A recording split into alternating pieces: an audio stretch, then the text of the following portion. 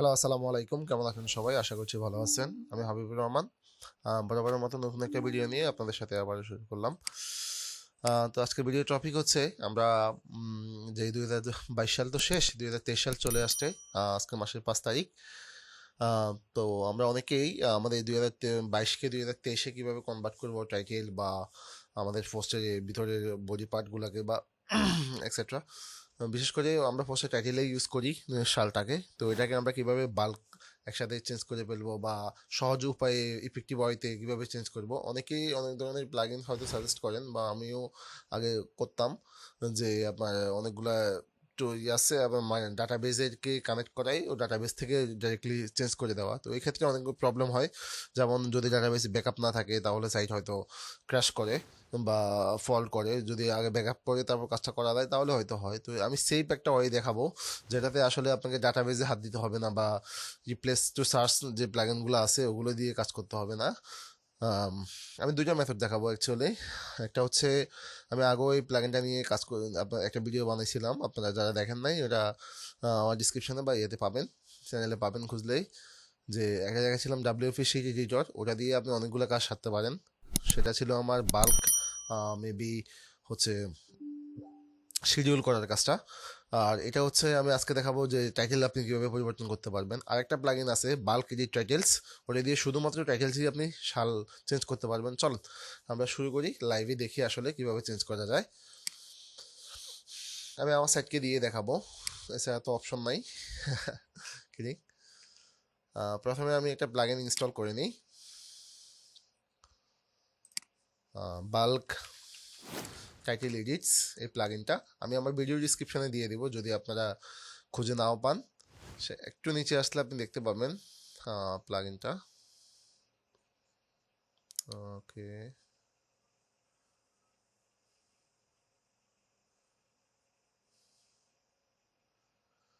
আচ্ছা এটা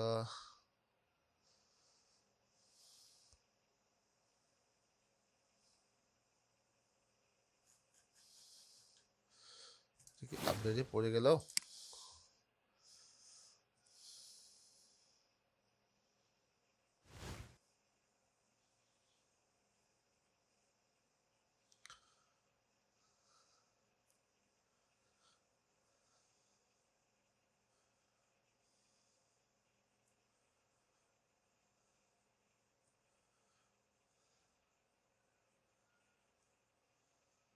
ওকে, যাই হোক আমরা এটা খুঁজে পাচ্ছি না।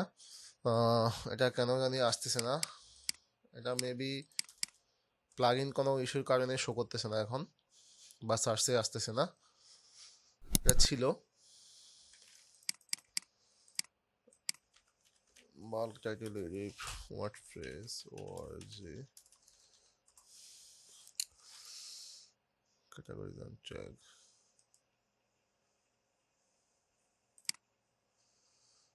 এটা না,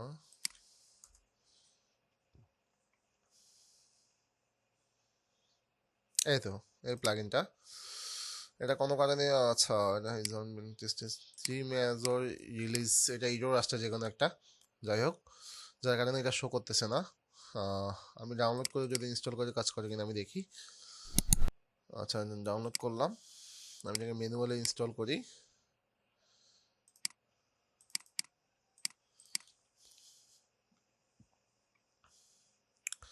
সরি, এটা আমার এখানে ইনস্টল ছিল অলরেডি। শিট, আমি কিছুক্ষণ সময় নষ্ট করলাম। আচ্ছা, এটা প্লাগইন রিলিজের ইস্যু। এটা যখন প্লাগইন ও যেই মেজর ইস্যুগুলো আছে এগুলোই যদি ও ফিক্স করে তাহলে ও আবার আপনার সরাসরি যদি আপনি সার্চ করলে পেয়ে যাবেন। এছাড়া আপনি ডাউনলোড করে এভাবে আপনার ইমার্জেন্সি কাজ থাকলে সেরতে পারেন। তো প্লাগইনটা অ্যাক্টিভ হয়ে গেছে। এটা অ্যাক্টিভ হয়েছে কিনা আমরা আমাদের প্লাগইন ড্যাশবোর্ডে গেলেই দেখবো। আমি একটু ডিটেলই বানাচ্ছি ভিডিওটা, কারণ হচ্ছে যারা অনেকে বিগিনার থাকে তো বুঝতে অসুবিধা যেহেতু না হয় সেজন্য একটু ডিটেলই বানাচ্ছি। হয়তো আপনারা অনেকে যারা একটু জানাশোনা তারা হয়তো মনে করবেন যে এত ডিটেলে তো বলার দরকার নাই। তো আমি আসলাম এখানে। আমি যখন সবগুলো পোস্টকে সিলেক্ট করলাম, আমার 686টা পোস্ট, সেটাকে সিলেক্ট করে আমি যখন এডিট টাইটেলে ক্লিক করব, দেখেন নিচে এই অপশনটা চলে আসবে অটোমেটিকলি। এডিট টাইটেলে ক্লিক করে অ্যাপ্লাইতে ক্লিক করলে দেখবেন এই বক্স, একটা ডায়লগ বক্স আসবে। এখানেই আপনি আপনার সকল পোস্টের টাইটেল একসাথে দেখতে পাবেন। দেখেন সুন্দরভাবে অর্গানাইজ হয়তো একবার শুধু পোস্টের টাইটেলগুলো আসছে, আর কিচ্ছু আসবে না। তো এখান থেকে আপনি Ctrl+F দিয়ে 2022 দিয়ে সার্চ করবেন। যদি আমি 2023 করে ফেলছি অলমোস্ট, তাই আমার এখানে আসতে না। আমি যদি 23 দিয়ে সার্চ করি তাহলে দেখেন 34টা রেজাল্ট পাইছে। এখানে যে হলুদ মার্কগুলো দেখা যাচ্ছে, তার মানে এগুলো একটা রেজাল্ট।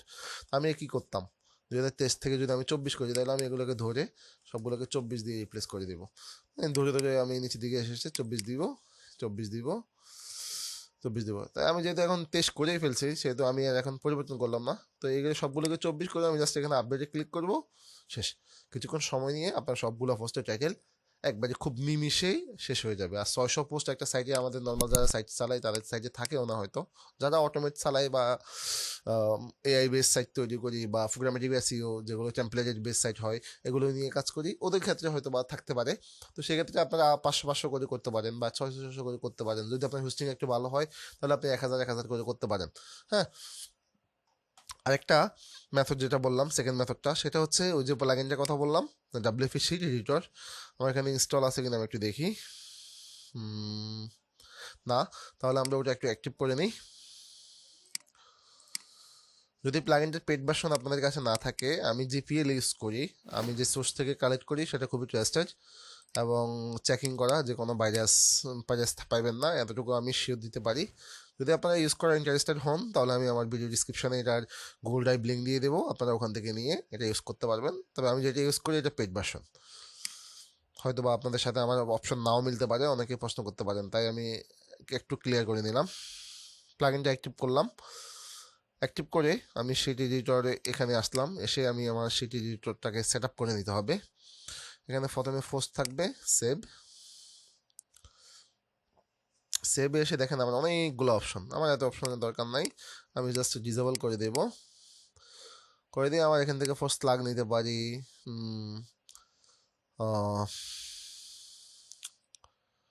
তারপর নিতে পারি আপনার টাইটেলটা মাস্ট লাগবে আমাদের, যেহেতু আমরা টাইটেল চেঞ্জ করবো। ডেট নিতে পারি, ক্যাটাগরি নিতে পারি, স্ট্যাটাস নিতে পারি।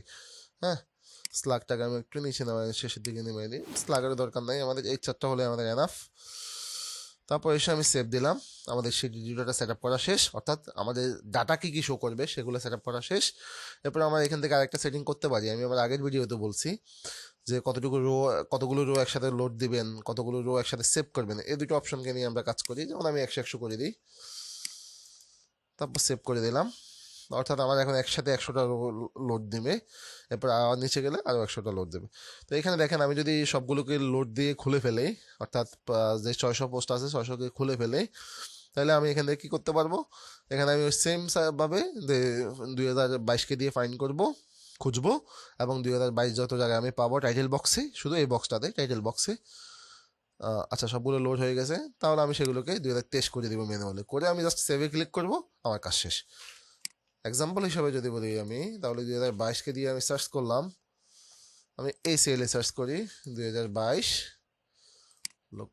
সার্চ করলাম, নিচের দিকে আসেন, আপনি দেখবেন 2022 তো নাই, সরি 2023কে দিয়ে সার্চ করি। দেখেন টাইটেলগুলো হলুদ মার্ক হয়ে আছে, যেগুলো সিলেক্টেড, এগুলোকে জাস্ট আমি ধরে এটাকে 2024 করে দিলাম এক্সাম্পল করে। আমি জাস্ট এই সেভটাকে সেভ দিয়ে দিলে আমার এটা সবগুলো পোস্টের টাইটেল আমার চেঞ্জ হয়ে যাবে।